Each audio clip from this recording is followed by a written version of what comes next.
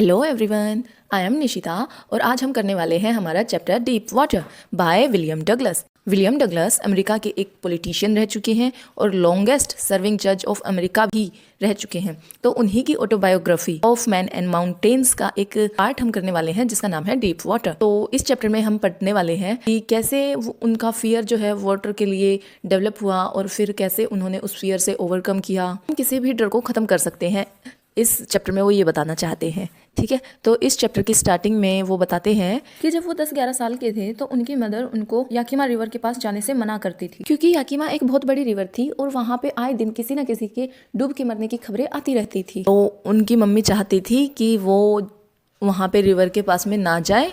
और दूसरी बात, उन्हें वाटर से डर इसलिए भी लगता था क्योंकि जब वो 3 या 4 साल के थे वो अपने फादर के साथ कैलिफोर्निया बीच पर गए थे और वहाँ पर एक इतनी तेज़ वेव आई थी कि वो बताते हैं मैं गिर गया था और मेरे फादर वहाँ पे हंस रहे थे पर मुझे पानी के अंदर सांस भी नहीं आ रही थी।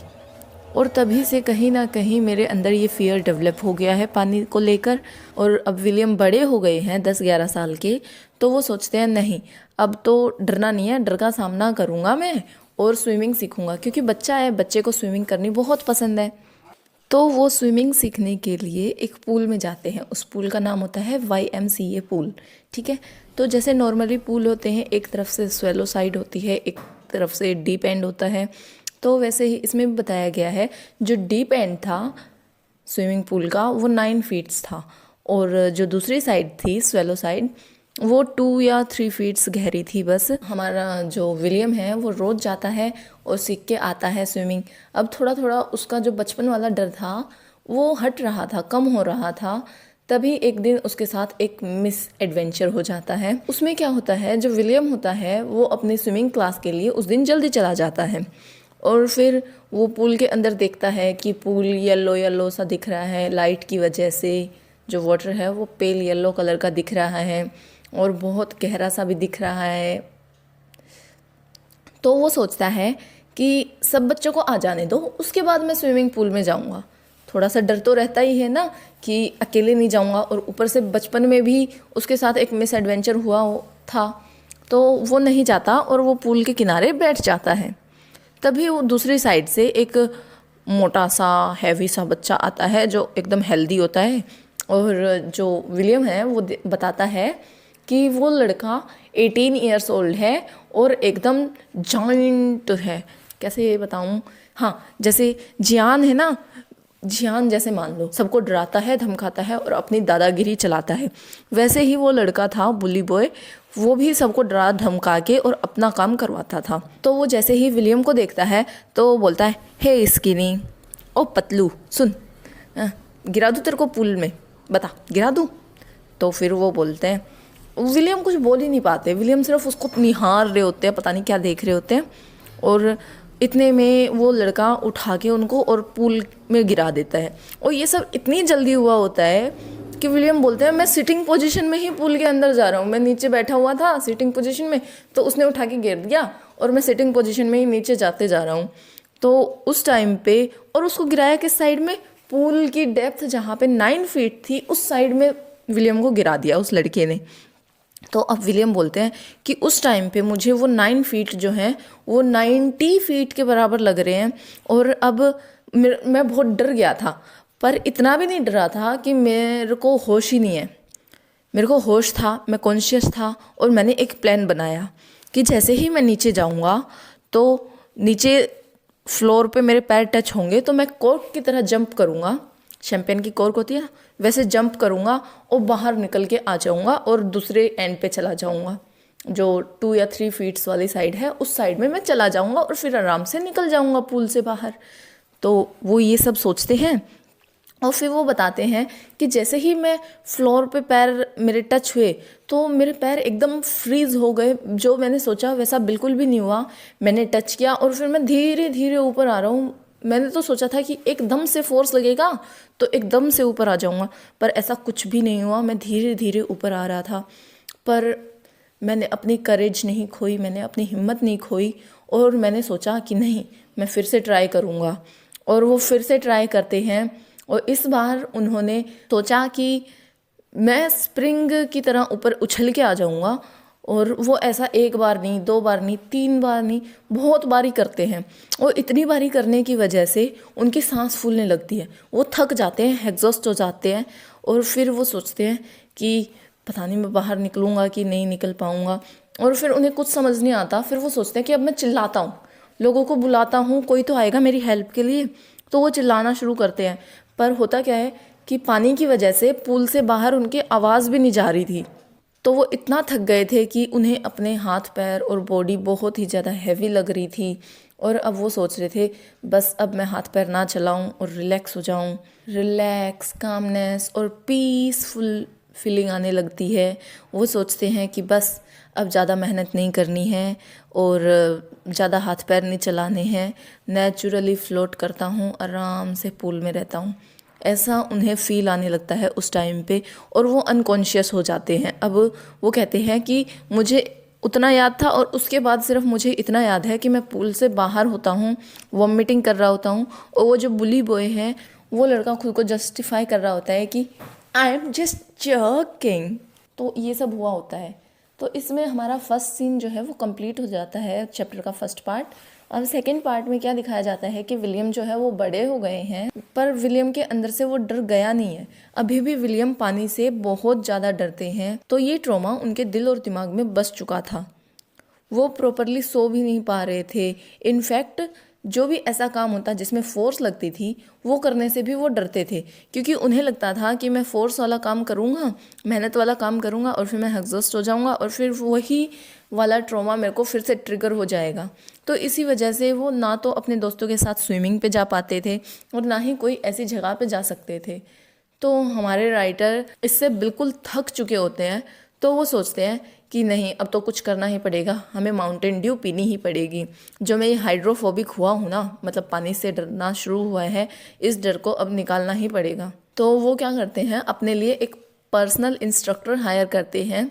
तो जो पर्सनल इंस्ट्रक्टर होता है वो विलियम को 1 घंटा रोज़, वीक में मतलब 5 डेज रोज़ प्रैक्टिस करवाता है और धीरे धीरे उन्हें सिखाना शुरू करता है, छोटी छोटी बातें बताना शुरू करता है कि। और फिर वो सबसे पहले उनके डर निकालने के लिए क्या करते हैं, एक रोप लेते हैं और रोप का एक एंड तो है वो विलियम की वेस्ट पे बांध देते हैं और दूसरे एंड को या तो खुद पकड़ के रखते हैं या पूल की जो स्टेयर्स होती है उनको बांध देते हैं, ताकि विलियम जो है वो डरे ना, उनको पता रहे कि मैं डूबने जाऊं तो कोई मुझे निकाल लेगा बाहर।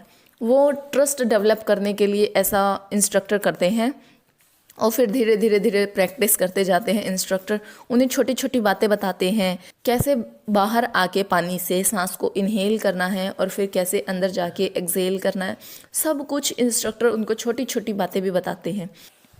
अब विलियम को स्विमिंग आ चुकी थी, पानी से डर भी ख़त्म हो गया था उनका। और ये सब हुआ किस वजह से, इंस्ट्रक्टर की वजह से। इंस्ट्रक्टर ने उन पर बहुत मेहनत की।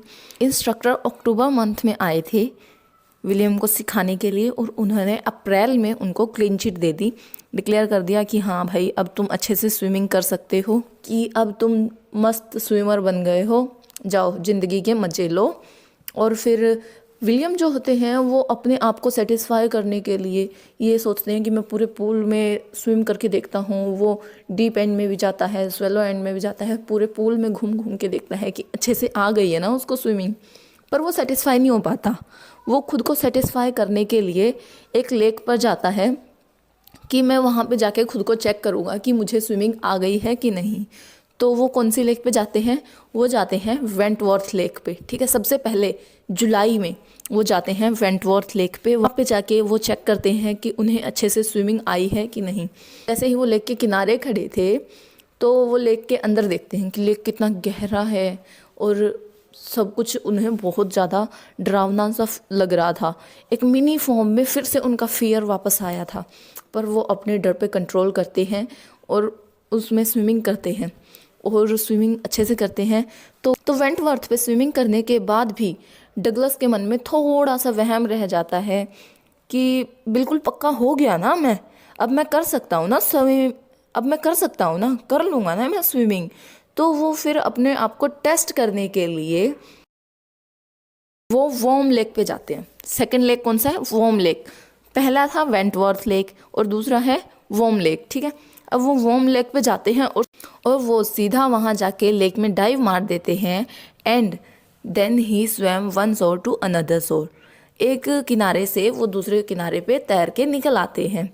वो बाहर आते हैं, वो जोर से चिल्लाते हैं, I have conquered my fear, मैंने अपने डर को जीत लिया है।